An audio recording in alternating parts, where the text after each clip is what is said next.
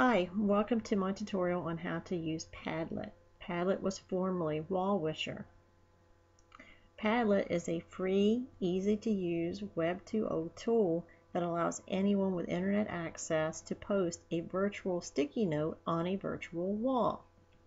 To access Padlet, simply type padlet.com, which will open you up to Padlet's homepage, which is where we are now. Some features on their homepage include a tab titled Why Padlet that shows you examples of the features that the Padlet offers. The blue tab is a gallery that gives you examples of other walls created on Padlet. And then you have the Goodies tab. To access Padlet and begin to create your wall, you have two options. You can go to the Build a Wall tab directly, or you can sign up and create a new account or log in if you have an existing account. If you choose to just go right in and start building a wall, you need to realize that there is one flaw in that, and that if you want to return and edit your wall, there's a 24-hour waiting period. You will not be able to access your wall for editing unless you have created an account. Creating an account is free and it's easy. So to do so, go to the top right corner in the Login or Sign Up tab and click. Okay, I already have an account, but if I didn't, I would click on the Sign Up. It would bring me to a screen where all I need to sign up is an email address and a password. That's all they ask of you for the free Padlet version. So I'm going to go ahead and log in using my email address.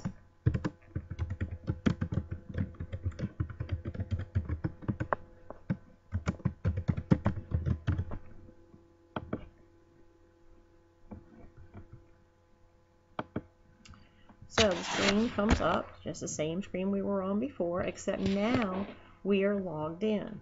An advantage to creating an account, if you look in the top right corner now, the login and sign in button has been replaced with 4 other icons. There's the plus, which will allow you to build a new wall. Then there's this one that's for your account, which will allow you to change your password if you need to.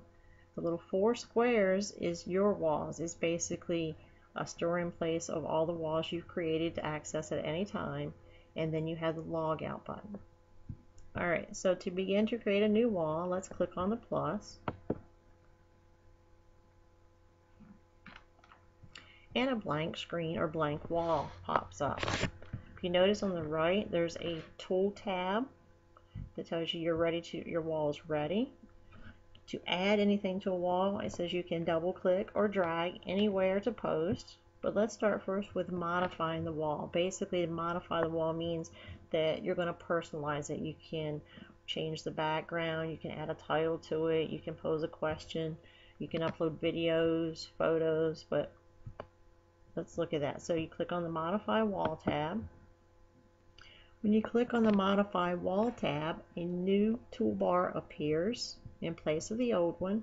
Notice you have the yellow bar right here that has some various icons and a description under each. The first of which is the profile. That would be the profile for your wall. So let's give a title to our wall first. Now notice as I type, everything is real time. Like I said, this is a virtual sticky note for a virtual wall. Alright, so let's call the title wall of our wall Practice Wall. So there's our title. If you notice in the far left corner, our title has appeared. Now, if you notice here to the left of the title is a bar that says Portrait with some small icons. This is if you want to personalize your title. You can add either of these icons. Another great feature of Padlet is that if you don't like any of the existing icons, you can upload your own. So any saved image can be uploaded and put as your icon. Okay, but for our wall, let's stick with the smiley face that we've already chosen. The next thing is we have a description. So you can give a description of what you want people to do on your wall, what you're looking for. There are so many options as to what you can do in education with Padlet. You can have students debate an issue. You can have them brainstorm a solution to a problem. You can have them take a quiz.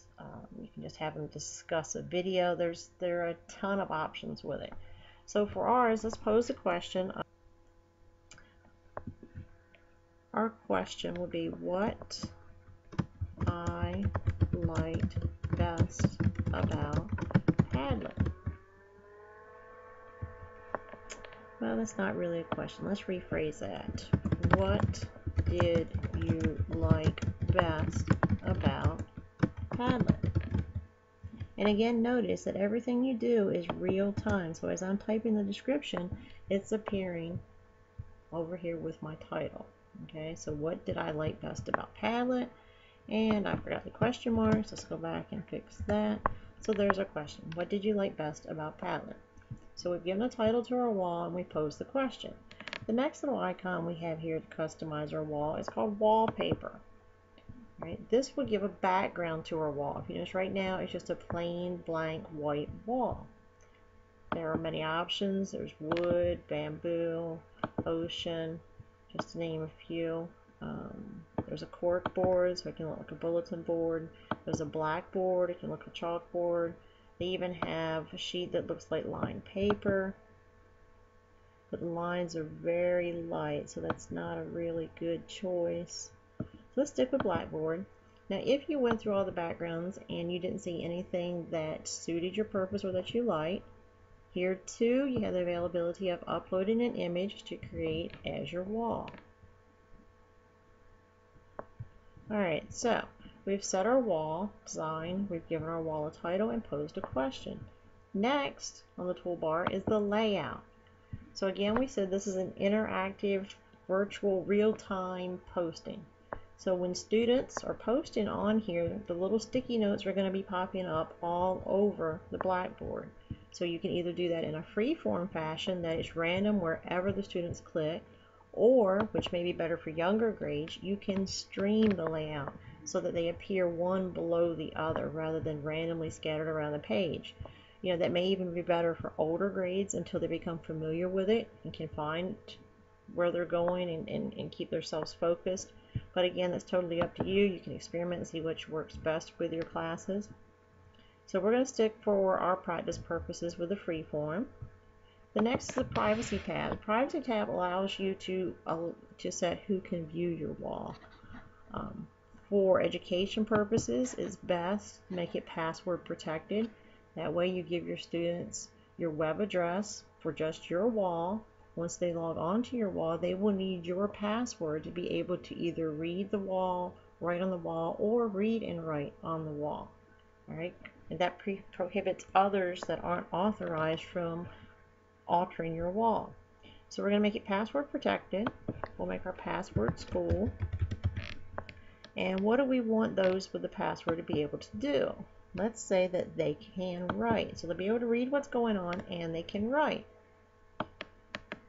Another feature the privacy tab offers that's really good for education is the teacher can moderate the post.